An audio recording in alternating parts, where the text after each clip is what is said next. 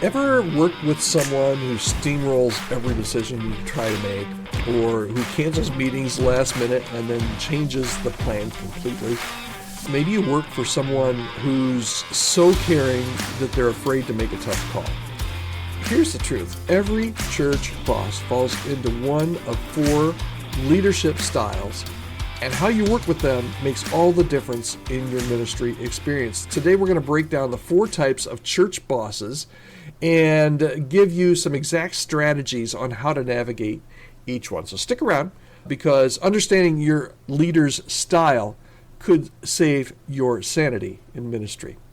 Hi, my name is Todd Rhodes. I'm one of the co-founders over at chemistrystaffing.com and am your host here on the Healthy Church Staff Podcast. Today we're going to talk about four different types of church bosses. We're going to talk about the commander and the cheerleader and the caretaker and the controller. And this comes from a Fast Company article I read recently, a really insightful article. I'll try and leave the URL, the link for it, in the comments here where you're listening or watching.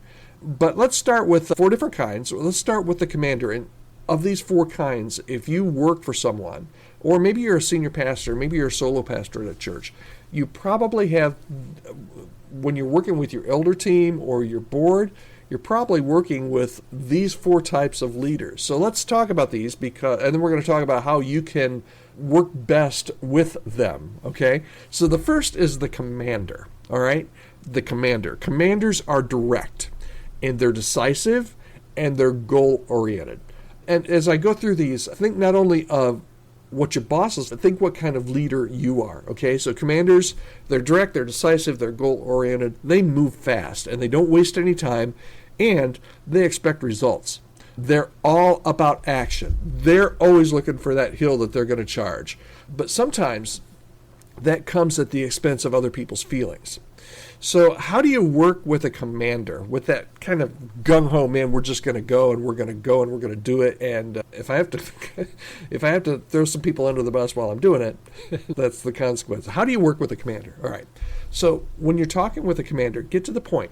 They don't have time for your fluff, okay? So lead with the key information and cut out all the necessary details. And just get to the point with them, because they're no nonsense. They just want to hear it, okay? Don't take blunt feedback personally, okay?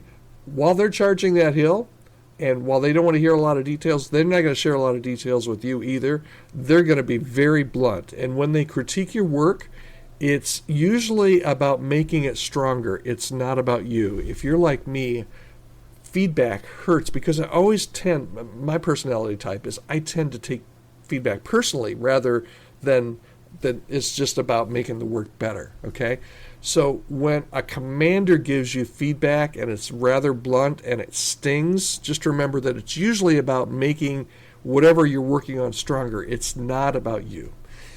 And you should be confident and assertive when you're working with a commander, okay? Come prepared with a clear plan and own your recommendations. They will respect your decisiveness, but they also expect you to be decisive, okay? They also expect you to bring things to the table and to bring plans to the table, okay? So those are some things you can do. What should you not do? Don't do this if you're working with a commander, okay? Don't get offended when they don't ask how your weekend was. They're not going to be the warm, fuzzy, personalized, hey, how's it going? They're going to be right and directly to the point. Do not get offended, okay? Try not to ramble or over-explain, okay? Instead of saying, so I was thinking maybe we could consider a different approach for next week's sermon series planning. Do something a little bit more direct, like my recommendation is to structure the sermon series this way to keep it engaging and biblically solid, okay? So you're not dancing around it, you're just going in and you're reflecting the commander style to the commander. And guess what? The commander, they're going to love that, okay? Most of the time, unless you're going against them, okay? So that's the commander. All right, the second type is the cheerleader. Cheerleader, totally different. If you're working with a cheerleader boss, it's going to be totally different than working with a commander boss, okay? So here's the cheerleader. Cheerleaders are higher energy, they're relational, and they're vision focused, okay? The cheerleader is going to thrive on big ideas. They're going to thrive on momentum. They're going to live on enthusiasm. But that's all good. But they change directions often, and sometimes they They get excited, but they don't follow through. Okay? So how can you work with a cheerleader, especially if you're more of a commander type? A cheerleader is going to drive you crazy, right? How do you work with a cheerleader? You can gently refocus them. If they get off on tangents, try and bring them back. That's a great idea. Let's make a note of that, and let's circle back later. I know that's difficult when you're talking to your boss, but cheerleaders know that they're cheerleaders, right? And they know that they need people around them to kind of rein them in and make sense of all of their excitement, right? Take some initiative in rescheduling. If they cancel meetings, proactively follow up and set a new time, because the cheerleaders will cancel meetings. They'll have too much going on and they'll just be like, no, I can't do that. Another thing you can do is ask for clarity. They love casting vision, but they don't care about the details. So ask things like, what would success look like for this? Okay? So get as much clarity as you can. Okay, so what not to do when you're working with a cheerleader? Okay, do not wait for them to remember something's important, because they won't. Okay? Don't sit at your desk thinking, why hasn't this person gotten back to me? It's because it's a detail and they've probably forgotten. They've moved on to something else, or they're dreaming about something else. So don't wait for them. Just follow up. Okay? Just know who you're working with and make sure you follow up if you need more details. Do not expect structured step-by-step instructions. Okay? For example, if they say, let's do something fresh for Easter, here's how you should respond. Here are 3 fresh ideas. Do any of these match what you're envisioning? Okay, so they're painting the broad stroke picture, the excitement. Let's do something fresh. And it's your responsibility a lot of times to come in and say, hey, here are some ideas that are fresh. Do any of these match what you're thinking? Okay, so we've talked about the commander. We've talked about the cheerleader. Let's talk about the third kind, which is the caretaker. Okay? Caretakers prioritize relationships and encouragement, and they make sure that everybody's okay. They're kind and they're nurturing. Unlike the commander or the cheerleader, sometimes they are great listeners, but they can struggle with indecisiveness and they can struggle with avoiding contact. Are you this kind of leader, or do you work for this kind of leader? The caretaker, great people to have around, but they require a little bit different skill to work with. Okay, so how do you work with a caretaker? First, they need a lot of reassurance. So reassure them whenever you can. If they keep checking in, let them know you've got it. Hey, I appreciate you checking in, but I'm good. I'll let you know if I need any help. Because they're the caretaker. They're going to want to hold your hand and make sure that you're all good. So they might need a little bit more reassurance. The commander, on the other hand, needs no reassurance. They just expect you to be on top of it, okay? How else to work with a caretaker? You may just need to ask direct questions. They avoid hard conversations. So you may need to push gently for clarity.